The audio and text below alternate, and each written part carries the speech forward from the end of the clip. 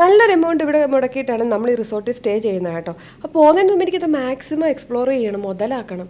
അപ്പോൾ ഈ ബ്രഷ് എടുത്തോണ്ടൊക്കെ പോകുന്നത് ഭയങ്കര ചീപ്പ് പരിപാടിയല്ലേ. പക്ഷേ ഈ മോയ്സ്ചറൈസിങ് ക്രീം ഉണ്ടല്ലോ, അത് മുഴുവൻ തീർത്തിട്ട് ഞാനിന്ന് ഇവിടെ നിന്ന് പോവുള്ളൂ.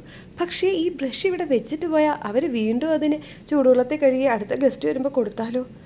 അപ്പം ഞാൻ ഈ ഉപയോഗിച്ച ബ്രഷ് ഇനി അത് മുന്നേ വന്ന ഏതെങ്കിലും ഗസ്റ്റ് ഉപയോഗിച്ചാണെങ്കിലോ. ഇത് നമ്മുടെ ബാത്റൂം ഒരു ഗ്ലാസ് ഇട്ട ബാത്റൂമാണ് കേട്ടോ. ഇതിലൂടെ നോക്കിയാൽ അപ്പുറം ബെഡ്റൂം കാണാം. പക്ഷേ അപ്പുറം കിടക്കുന്നത് എൻ്റെ ബ്രദറും കുട്ടികളും ആയിപ്പോൾ. ഇല്ലെങ്കിൽ ഞാനിത് എൻജോയ് ചെയ്തേനെ.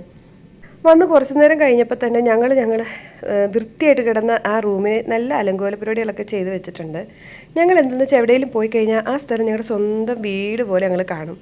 അതുകൊണ്ട് ഇത്ര ബ്യൂട്ടിഫുള്ളായിട്ട് സൂക്ഷിക്കുന്നത് കേട്ടോ. ഇവിടെ നല്ല അടിപൊളി ഷവർ ജെല്ലുണ്ട്, പിന്നെ അതുപോലെ ഷാമ്പൂ ഉണ്ട്. പക്ഷേ ഇതൊക്കെ എടുത്തുകൊണ്ട് പോകുന്ന നാണക്കേടല്ലേ. കയറി വരാൻ നേരത്താണെങ്കിൽ ഞാൻ റിസപ്ഷനിസ്റ്റിനോടൊക്കെ ഒരു മുറി ഇംഗ്ലീഷൊക്കെ പറഞ്ഞ് ഷൈൻ ചെയ്ത് അവർക്ക് 209 ചേച്ചി എന്തൊരു ജാടയായിരുന്നു. എന്നിട്ട് അവരെന്തൊരു ദരിദ്രവാസിയാണ് കയറി വന്നപ്പോൾ എന്താണ് ഈസ് ദ വൈഫൈ അവൈലബിൾ എന്ന് ഞാൻ ചോദിച്ചൊക്കെ അല്ലേ. വേണ്ട, വെറുതെ നാണക്കേട് വെച്ചേക്കാം. ഈ സോപ്പിൻ്റെ മണം നല്ല മണം കേട്ടോ. ഇത് മാക്സിമം ഒന്ന് മുതലാക്കിയാലോ, മൊത്തം ഒന്ന് തേച്ചടിച്ച് കുളിച്ചാലോ. വേണ്ട, ഈ മുതു തണുപ്പത്ത് എനിക്കിനി കുളിക്കാനും മൂടില്ല.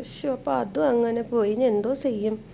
എന്തായാലും ഞാൻ വെളുപ്പാങ്കാലത്ത് എഴുന്നേറ്റല്ലേ, ചുറ്റിനും നടന്ന് ഇവിടുത്തെ കാഴ്ചകളൊക്കെ അങ്ങ് ഒപ്പിയെടുത്തേക്കാം. എങ്ങനെയുണ്ട് എൻ്റെ ബുദ്ധി? അങ്ങനെ എൻ്റെ പൈസ മുതലാക്കിയാലോ. ഭയങ്കര ബുദ്ധി.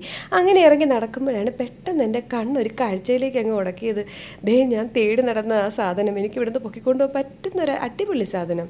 എന്നെപ്പോലെ തന്നെ സ്വഭാവമുള്ള എൻ്റെ ഇരട്ട സഹോദരൻ നടക്കുന്നു.